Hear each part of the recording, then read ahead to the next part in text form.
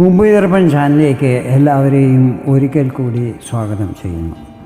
ഈ ചാനൽ നിങ്ങൾ ഇതുവരെ സബ്സ്ക്രൈബ് ചെയ്തിട്ടില്ലെങ്കിൽ സബ്സ്ക്രൈബ് ചെയ്യുവാൻ അഭ്യർത്ഥിക്കുന്നു. ഒപ്പം അടുത്തുള്ള ബെല്ലൈക്കണും ക്ലിക്ക് ചെയ്യുക. അപ്പോൾ എൻ്റെ പുതിയ വീഡിയോയുടെ നോട്ടിഫിക്കേഷൻസ് നിങ്ങൾക്ക് ലഭിക്കുന്നതായിരിക്കും. ഇന്നത്തെ എൻ്റെ ഈ വീഡിയോയിൽ വർഷം 2025 ഏപ്രിൽ മാസത്തിലെ മേടം രാശിക്കാരുടെ സമ്പൂർണ്ണ മാസഫലങ്ങളാണ് പറയുന്നത്. ഈ മാസത്തിലെ ഗ്രഹനില എങ്ങനെയായിരിക്കുമെന്ന് നോക്കാം. ഗുരു ഇടവം രാശിയിലും, ചൊവ്വ മിഥുനം രാശിയിലും, കേതു കന്നി രാശിയിലും, സൂര്യൻ, ബുധൻ, ശുക്രൻ, ശനി, രാഹു എന്നീ 5 ഗ്രഹങ്ങളും മീനം രാശിയിലുമായിരിക്കും മാസാരംഭത്തിൽ നിൽക്കുന്നത്. മിഥുനത്തിൽ നിൽക്കുന്ന ചൊവ്വ ഏപ്രിൽ 3 കർക്കടകത്തിലേക്ക് രാശി മാറുന്നതായിരിക്കും. ഇത് ചൊവ്വയുടെ നീചസ്ഥാനമാണ്. അതുപോലെ ഏപ്രിൽ 14 സൂര്യൻ മീനം രാശിയിൽ നിന്നും തൻ്റെ ഉച്ചസ്ഥാനമായ മേടത്തിലേക്ക് രാശി മാറുന്നതുമായിരിക്കും. ബുധൻ മീനത്തിലാണല്ലോ നിൽക്കുന്നത്. മീനം രാശി ബുധൻ്റെ നീചസ്ഥാനമാണ്. എങ്കിലും ഇവിടെ ശുക്രൻ ഒപ്പം നിൽക്കുന്നതും ഇത് ശുക്രൻ്റെ ഉച്ചസ്ഥാനമായതിനാലും ബുധൻ ഇവിടെ നീചഭംഗമുണ്ടാകുന്നതും അങ്ങനെ നീചഭംഗ രാജയോഗം നിർമ്മിതമാകുന്നതുമായിരിക്കും. മാസാരംഭത്തിൽ മേടത്തിൽ നിൽക്കുന്ന ചന്ദ്രൻ ഓരോ 2.25 ദിവസം കഴിയുമ്പോൾ തൻ്റെ രാശി മാറിക്കൊണ്ടിരിക്കുന്നതായിരിക്കും. ഗ്രഹങ്ങളുടെ ഈ സ്ഥിതികളും സഞ്ചാരമാറ്റവും മറ്റും നിങ്ങളിൽ എന്തെല്ലാം പ്രഭാവങ്ങൾ ചെലുത്തുമെന്ന് നമുക്ക് നോക്കാം. ഞാനിവിടെ പറയുന്നത് ചന്ദ്രരാശി അടിസ്ഥാനമാക്കിയുള്ള പൊതുഫലങ്ങളാണ്. നിങ്ങളുടെ ജാതകത്തിലെ ഗ്രഹനില, ഇപ്പോഴത്തെ മഹാദശ, അപഹാരം എന്നിവയിൽ വരുന്ന വ്യത്യാസങ്ങൾ കാരണം ഫലങ്ങളിൽ ചില്ലറ ഏറ്റക്കുറച്ചിലുകൾ വരുവാൻ സാധ്യതകളുണ്ട്. ആദ്യമായി നിങ്ങളുടെ ആരോഗ്യസ്ഥിതികൾ ഈ മാസം എങ്ങനെയായിരിക്കുമെന്ന് നോക്കാം. 1-ാം ഭാവാധിപൻ ചൊവ്വയാണ്. ചൊവ്വ ഏപ്രിൽ 3 മിഥുനത്തിൽ നിന്നും കർക്കടകത്തിലേക്ക് രാശി മാറുന്നതാണ്. കർക്കടകം രാശി ചൊവ്വയുടെ നീചസ്ഥാനമാണ്. എങ്കിലും ഇത് കേന്ദ്രസ്ഥാനമായതിനാൽ ആരോഗ്യത്തിൽ വലിയ പ്രശ്നങ്ങൾ ഉണ്ടാകുന്നതല്ലായിരിക്കും. അതുകൂടാതെ രോഗസ്ഥാനമായ 6-ാം ഭാവാധിപൻ ബുധൻ 12-ാം ഭാവത്തിൽ നിൽക്കുന്നത് വിപരീത രാജയോഗം നിർമ്മിക്കാനിടയാക്കുന്നതും അങ്ങനെ 6-ാം ഭാവത്തിൻ്റെ വിപരീത ഫലങ്ങൾ ലഭിക്കുന്നതുമായിരിക്കും. ഈ സമയത്ത് നേരത്തെ മുതൽ രോഗഗ്രസ്തരായിട്ടുള്ളവർക്ക് അതിൽ ആശ്വാസം ലഭിക്കുന്നതുമായിരിക്കും. ഇനി വിദ്യാർത്ഥികൾക്ക് ഈ മാസം എങ്ങനെയായിരിക്കുമെന്ന് നോക്കാം. 5-ാം ഭാവമാണല്ലോ ഇതുമായി ബന്ധപ്പെട്ടിട്ടുള്ളത്. 5-ാം ഭാവാധിപൻ സൂര്യനാണ്. സൂര്യൻ നിൽക്കുന്നത് നിങ്ങളുടെ 12-ാം ഭാവത്തിലാണ്. ഈ സമയത്ത് മേടം രാശിക്കാരുടെ 12-ാം ഭാവം ഓവർ ക്രൗഡഡാണ് ഗ്രഹങ്ങൾ കാരണം. അതായത് ഇവിടെ സൂര്യനോടൊപ്പം ശനി, ബുധൻ, ശുക്രൻ, രാഹു എന്നീ ഗ്രഹങ്ങളെല്ലാം തന്നെ നിൽക്കുന്നുണ്ട്. രാഹു സൂര്യനോടൊപ്പം നിൽക്കുന്നതിനാൽ ഇവിടെ ഗ്രഹണദോഷവും ഉണ്ടാകുന്നുണ്ട്. ഈ സമയത്ത് വിദ്യാർത്ഥികളുടെ ശ്രദ്ധ പഠനത്തിൽ നിന്നും വ്യതിചലിക്കുവാൻ സാധ്യതകളുണ്ട്.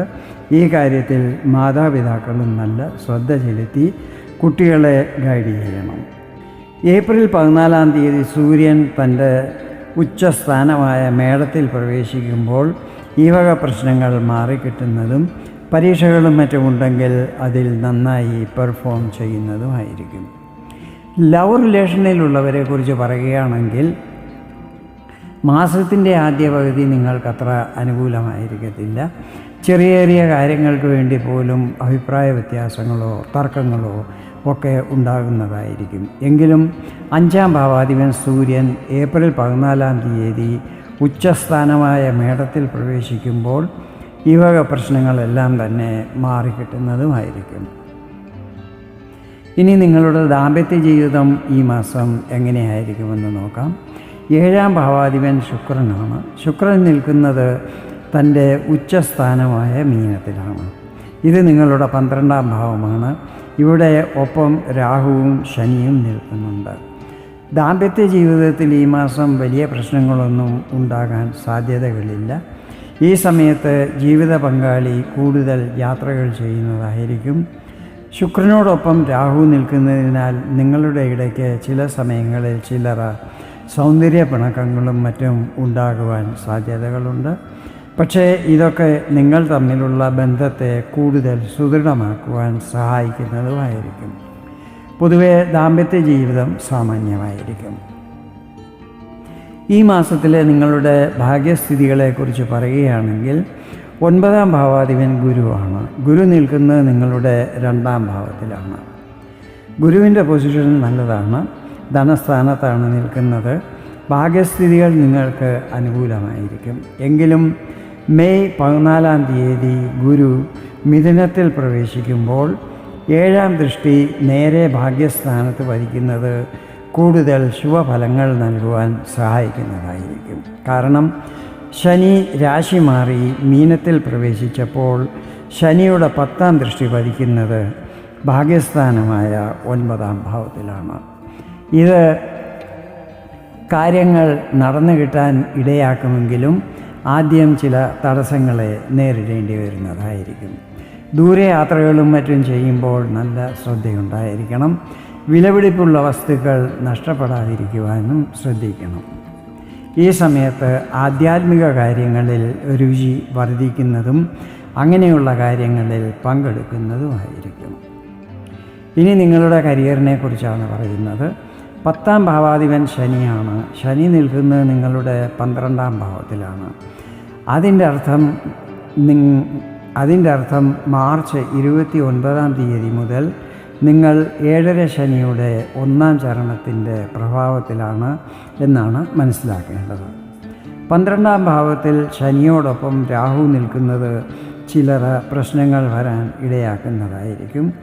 രാഹുവും ശനിയും ഒന്നിച്ച് നിൽക്കുന്നത് പിശാചി യോഗം വരാൻ ഇടയാക്കുന്നതായിരിക്കും. മെയ് 18ാം തീയതി രാഹു മീനത്തിൽ നിന്നും കുംഭത്തിലേക്ക് രാശി മാറുമ്പോൾ രാഹുവിൻ്റെയും ശനിയുടെയും ശുഭഫലങ്ങളും ലഭിക്കുവാൻ തുടങ്ങുന്നതായിരിക്കും.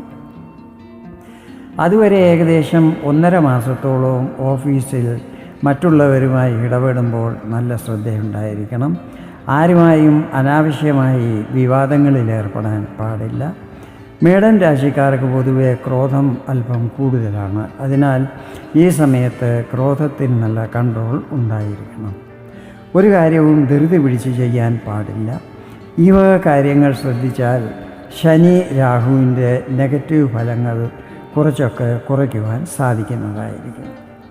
ഈ സമയത്ത് ജോബ് ചേഞ്ച് ചെയ്യുന്നതും മറ്റും ഒഴിവാക്കുന്നതായിരിക്കും നല്ലത്. പുതിയ ജോലിക്ക് വേണ്ടി ട്രൈ ചെയ്യുന്നവർക്ക് അല്പസമയം കൂടി കാത്തിരിക്കേണ്ടി വരും. എങ്കിലും നിരാശപ്പെടാതെ നിരന്തരം പ്രയത്നിച്ചു കൊണ്ടിരിക്കുന്നത് നല്ലതായിരിക്കും. ഇനി നിങ്ങളുടെ ബിസിനസ്, സാമ്പത്തിക സ്ഥിതികൾ എന്നിവ എങ്ങനെയായിരിക്കുമെന്ന് നോക്കാം.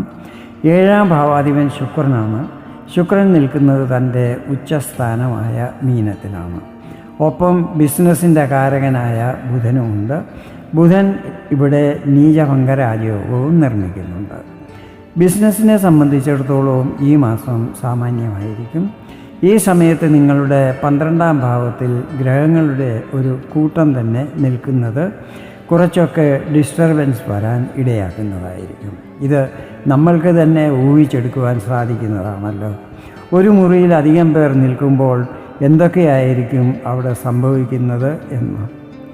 എങ്കിലും ഓരോ ഗ്രഹവും പിന്നീട് ഒന്നൊന്നായി രാശി മാറുമ്പോൾ വീണ്ടും ഇവിടെ ശാന്തി അനുഭവപ്പെടുന്നതായിരിക്കും. ആദ്യം ഏപ്രിൽ 14-ാം തീയതി സൂര്യൻ മേടത്തിലേക്ക് രാശി മാറും. മെയ് 7-ാം തീയതി ബുധനും മെയ് 31-ാം തീയതി ശുക്രനും മേടത്തിലേക്ക് രാശി മാറും. അതുപോലെ മെയ് 18-ാം തീയതി രാഹുവും മീനത്തിൽ നിന്നും കുംഭത്തിലേക്ക് രാശി മാറുന്നതായിരിക്കും.